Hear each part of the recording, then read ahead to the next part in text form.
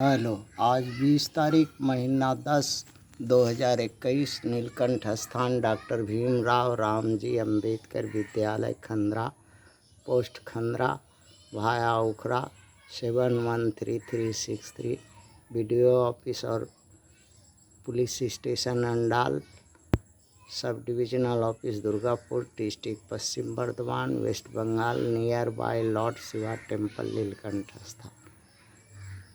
आज के सब्जेक्ट है यूपीएससी मेन का पेपर 3 इकोनॉमिक डेवलपमेंट पर है, जो कक्षा 6 से लेकर 12 तक के लिए है, जो घर पर पढ़ते हैं, जो कोई स्कूल कॉलेज ट्यूशन कोचिंग नहीं करते हैं उनके लिए है। एक प्रश्न है जो कि बहुत सता रहा है, इसका उत्तर जानने का ज़रूरी है सभी भारतीय के लिए। In another Indian finance crisis happening in the next near year, which of the following action या policy are most likely to give some immunity to India. कहने का मतलब है जो सामने भविष्य में जो फाइनेंशियल क्राइसिस दिखाई दे रही है, उसका कोई समाधान का एक्शन प्लान या पॉलिसी अगर है किसी के पास, सरकार के पास हो, जनता के पास हो, जनप्रतिनिधि के पास हो, हाँ, तो सुझावे, बतावे, यही कहने का ये तात्पर्य है।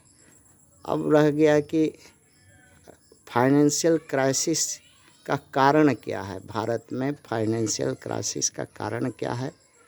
इसका कारण ये है कि अनवांटेड प्रॉब्लम, जो हम लोग नहीं चाहते हैं वैसा प्रॉब्लम हमारे जीवन में आ जाता है, देश में आ जाता है, समाज में आ जाता है। दूसरा कारण हो सकता है लैक ऑफ पॉलिटिकल विजन, जो हमारा राजनीतिक दृष्टिकोण होना चाहिए, विकास उन्मुक्त, सब सर्वेन सुख न भवन्तु का, वो लक्ष्य हम लोग खाली बंदर का मुंह की तरह हिलाते हैं, कर नहीं पाते। और तीसरा कारण दिखाई दे रहा है कि डेप्थिंग पॉलिसी, अर्थात उधार लेकर के घी पीना, कंबल ओढ़ करके। भारत के राजनीतिकों का ये स्वभाव हो गया है कि दूसरा देश तो धन वाला है, धनी है, वो धन देने के लिए हमेशा भारत के साथ संपर्क बनाए, राजनीतिक संपर्क बनाए रहता है और धन देने के लिए हमेशा तैयार रहता है। धन लेने चाहिए खाली, तो धन ले करके धन देता है, धन ले करके ये लोग कंबल ओढ़ करके घी पीते हैं ताकि कोई जनता ना देखे इनको। ये कमी है डेप्थ पॉलिसी का, कोई पॉलिसी नहीं है। हाँ, और जिसके के धन लें और उसको लगावें देश में, उससे ग्रोथ करें या कुछ करें, ऐसा नहीं। वो धन पाया और कंबल ओढ़ करके घी पी गया, यही पॉलिसी राजनीतिक का है।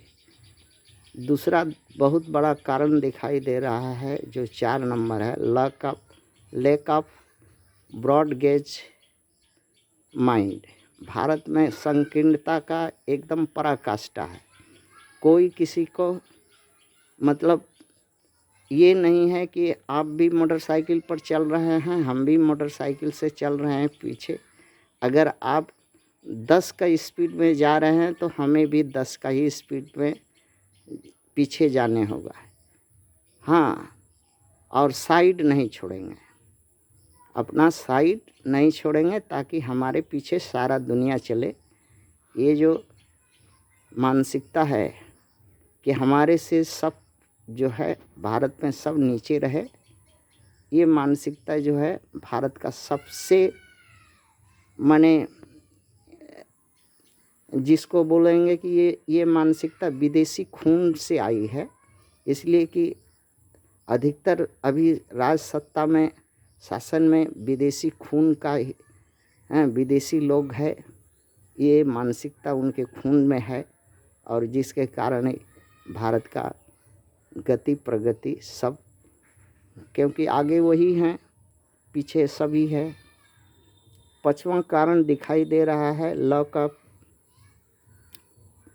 Lack of policy in field of money utilisation. जो धन है भारत में, धन है भारत से बाहर से धन है आता है और है रिसोर्स है, धन उगाही का रास्ता है, उसका यूटिलाइजेशन जो है कहाँ किस फील्ड में होगा, कितना होगा, कब होगा, वो नहीं है। सिर्फ सत्ता सरकार बनाए रखने ऑटोक्रेसी के लिए इसका यूज करते हैं।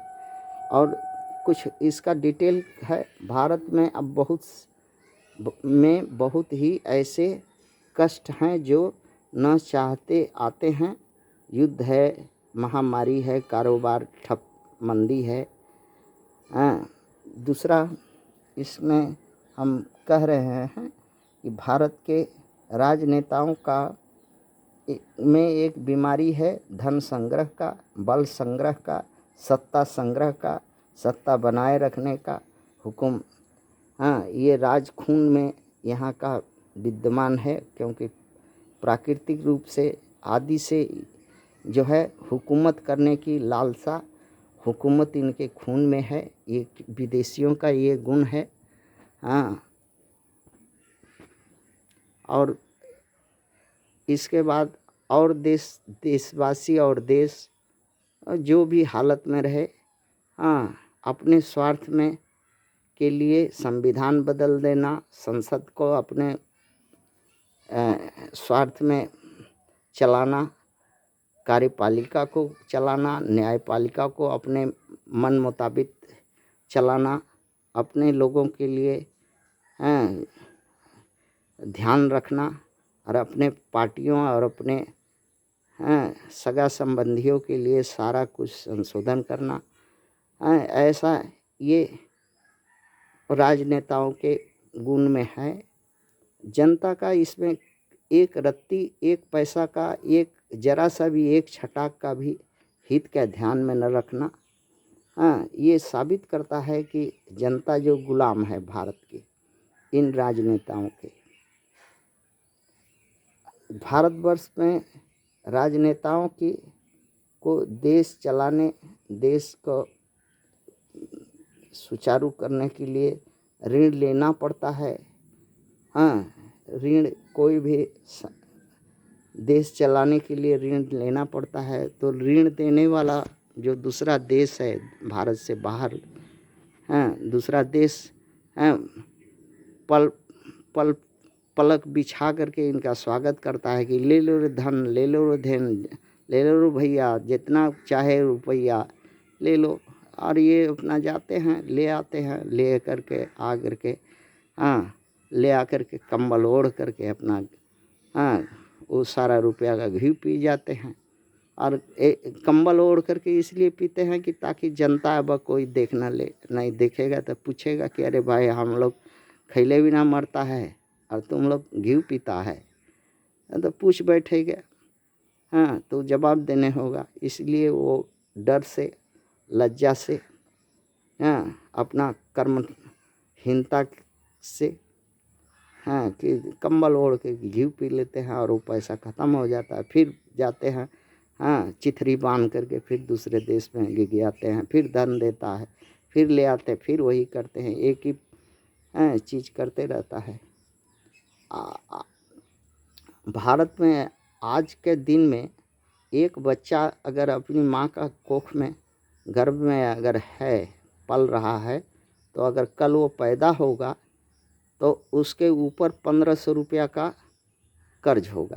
पैदा होते ही 1500 रुपया का कर्ज हो जाएगा। और भारत सरकार कम से कम 60 अरब करोड़ रुपया का विदेशी 600 का करीब 600 अरब का विदेशी ऋण भारत के अभी मौजूदा में है। कुछ कम हो सकता है। जो जीडीपी का मोटा मोटी 30 भाग इसमें बाहरी वाला ऋण में चला जाता है प्रत्येक दिन, और आंतरिक ऋण जो है भारत में वो भी है, जिसमें वो 30% वो लोग भी 30 से 40% उसके शोध करने में चला जाता है। अर्थात भारत का 70% जीडीपी जो है इन्हीं ऋण में चला जाता है। 30% में भारत को चलाना है तो क्या चलाएंगे, वही 3-5 करेंगे, 3-5 करते हैं। अब रह गया जनता के हाथ में, ये सब कुछ करने को नहीं है। जनता क्या करे? वीटो तो राष्ट्रपति जी के हाथ में है, जनता के हाथ में तो वीटो नहीं है। जनता सिर्फ इनको चुन करके सत्ता पर बैठा सकती है, और इसके बाद कुछ नहीं है। अगर ऐसा होता है कि जनता चुन करके इनको सत्ता पर बैठा सकती, ऐसा वीटो पावर होता, और फिर अगर नहीं नालायकी काम करने से जनता फिर इनको तुरंत कान पकड़ करके उतार देती। ऐसा वीटो पावर अगर जनता के पास होता तो थोड़ा डर से थोड़ा अच्छा होता। इस समस्या का हल जो है एक भणुआ जो है भणुआ से पूछे थे, मुनीलाल नाम है उसका। उस भणुआ से पूछे तो उसने उत्तर दिया कि देखो भाई, अगर ये कर्जा उतारना भरना अगर है तो देश में बहुत सा MP, MLA, MLC, IAS, PCS, doctor, engineer, जज, कलेक्टर सब लोग है। तो 10-10 रुपया भणुआ वाला काम करके अगर चाहे तो जितना भारत का कर्जा है वो उतारा जा सकता है, फिर से हो सकता है। भणुआ का जवाब तो भणुआ ही है। थैंक्स।